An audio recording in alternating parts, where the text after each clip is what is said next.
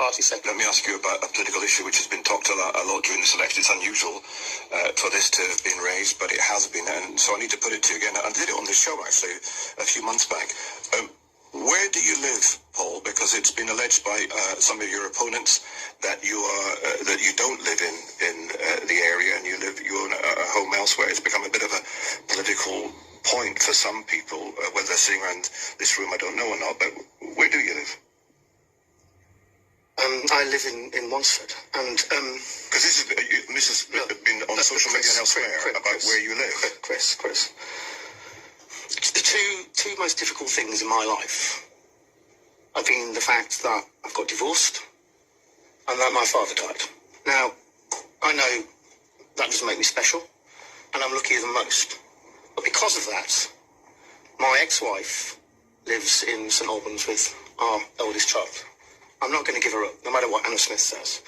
And I said, I'm going to have a place in St Albans where I can live the start of the week with, so I can see my daughter, and a place where I can make sure my mother is looked after, because my dad died, and my mother's not always well.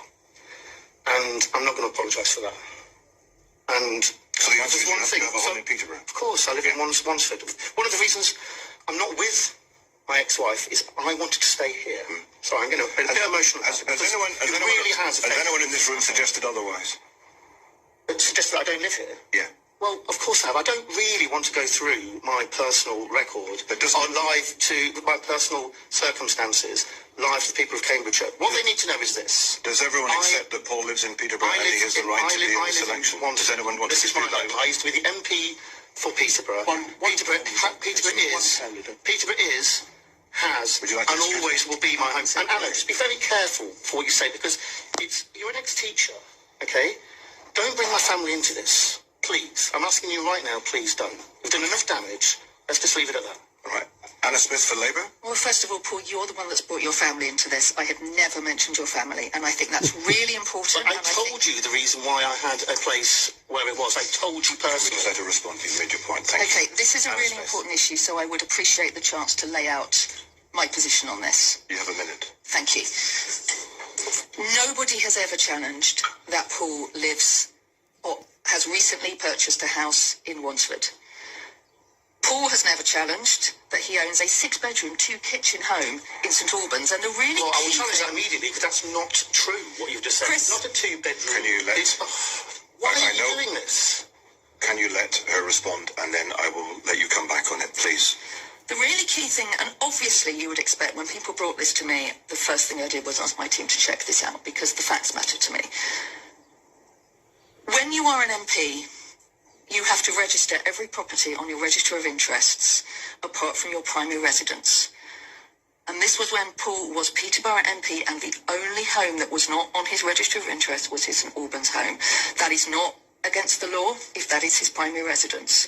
So I think we have an issue here. What I'm doing is I'm bringing that to people, so people can make their own decisions. I think we've both aired our views very clearly, and then it's up to people to make the decision they want to make. Before we come back to Paul, I want to hear what other candidates think, please. Lorna Dupre, you want to answer on this one? Yeah, I just think that this conversation sums up everything that the public hate about political life. I think Anna has made certain accusations about Paul. I don't know whether they're true or not, and frankly, I don't care. I'm interested in what the public is interested, not in this just awful, negative, pointless spatting, point scoring. People are out there really angry at the moment about the state of the country and the state of their lives. That's what they want to hear about, not how many bedrooms somebody has. Ryan Coogan? The mudslinging, that I've seen over the past 5 weeks, is outrageous. It's not the kind of politics I want. I want the people of Cambridgeshire and Peterborough to decide on Thursday, who they want as their mayor. But coming out with personal reasons and, slander and slated, and, I'm attacked quite often, with outrageous hates in various social circles, and I totally feel for Paul that none of this appears to be true from what I can gather, and actually to continue making the point and continually bringing it up is actually harming politics, the connectivity and the accountability of politics in Cambridgeshire and Peterborough. It's absurd. For the Green Party, Bob Bench. I agree with what Lorna and Ryan have said, and with respect, Chris, you really didn't need to bring it up. The voters care about what's happening in their region. Last month, YouGov did a poll which said that 78% of the public would rather have extreme wealth taxed than see any more benefit cuts.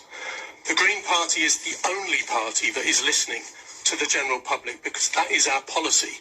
Nobody else is listening. We want to talk about the issues. Okay, before we move on, Paul, final response to you on what's been said about your... Yeah, I mean, it's not you who's brought up, Chris, it's Anna. But look, politics in Cambridge and Peterborough is broken. In fact, it's toxic. One of the major things that I'm going to have to do, should I become mayor, is try and bring everyone together and try and work together so we can lobby together as a region on things like light rail, on things like dualling our roads, on things like faster trains. We need to do that together. And it's sad that my personal life has become an issue in this campaign, but we're going to clean it up and we're going to start again and we're going to move on with a blank page. There are plenty of things people have come to me, whistleblowers from Anna's camp, with details about things that she said in the past and her own personal circumstances, things that I would never dream of publishing or trying to make public because it would be wicked and it would be wrong. But that's what Anna's decided to do, and she must live with it. Okay, let's move on. We raised that subject because it has...